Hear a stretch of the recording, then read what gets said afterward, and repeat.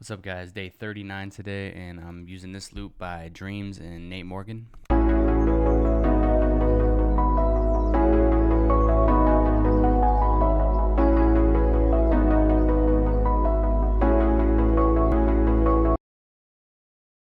Just gonna trim out the MP3 space in the beginning, put it back. Now it should be perfectly on time.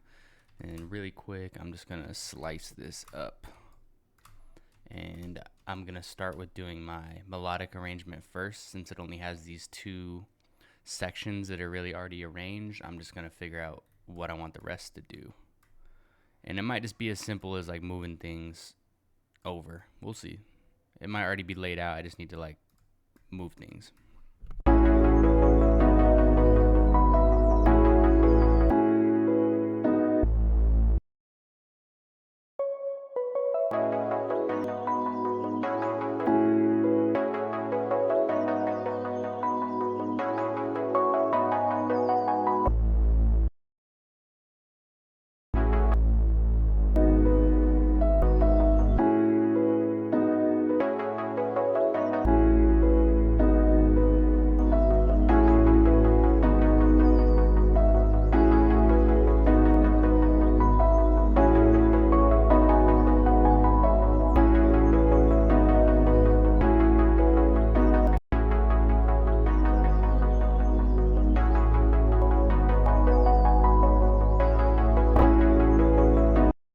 Cool, yeah, that's much better. Now I'm gonna put in where the drums will go, and this will be the pre. So usually when I arrange things, I just have, sometimes I have an intro, sometimes the beat just starts playing like right off the bat. That's how this beat will be. It'll just start on the hook, and this section will be the hook, this section will be the verse, and excuse me, and then this is the pre-chorus, which where the drums drop out, and then that makes it so the hook just feels bigger and hits harder. So that's what the arrangement's gonna be. That's kind of the way I do things. And now we can just start building out the drums.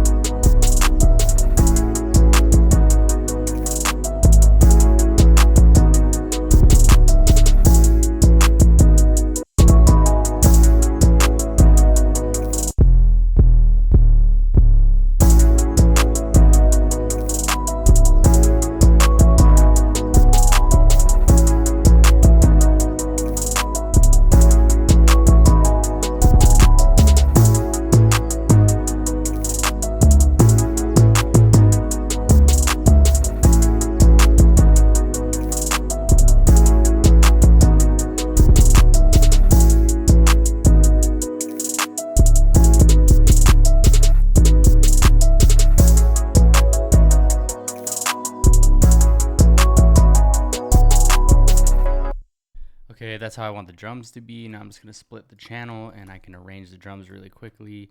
This one will be easy. Just going to have the snare not come in on the first half.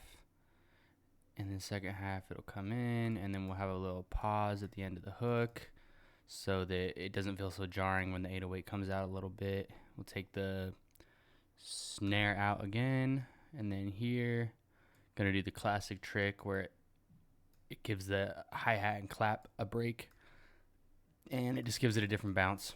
So whoops.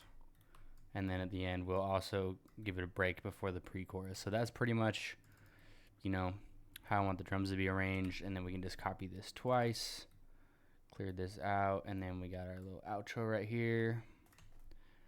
And the only thing left to do is to EQ out some of the low in the melody to make extra room for the 808. And I'm gonna soften up the curve a little bit so it's not so steep. And now I'm just gonna listen to the melody on the biggest part with the most bass and just kind of filter it.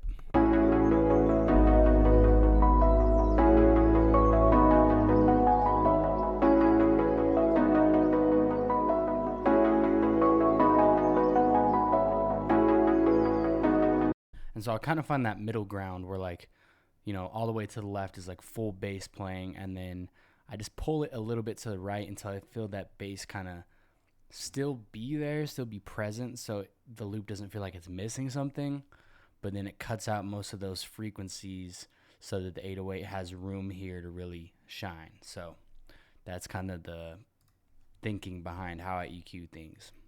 So now I'm just going to add everything to the mixer. We can quickly mix it while it's playing. Everything's good on the master.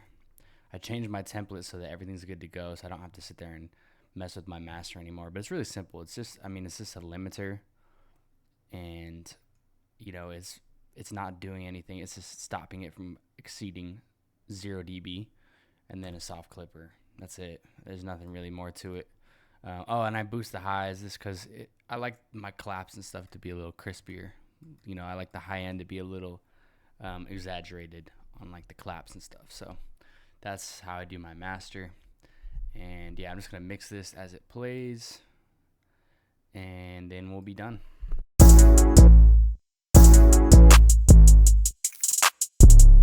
Oh, and the way I like to mix things is I like to start with the 808 and the drums and make sure they are hitting loud, and then I like to bring the melody in last just to make sure it's balanced, because I want my drums to be the loudest thing, and I want my important parts of my drums, like my 808 and my clap and stuff, to be hitting, you know, the way I want it before I bring the melody in, because the melody can really take up a lot of that headroom in the top of the mix. So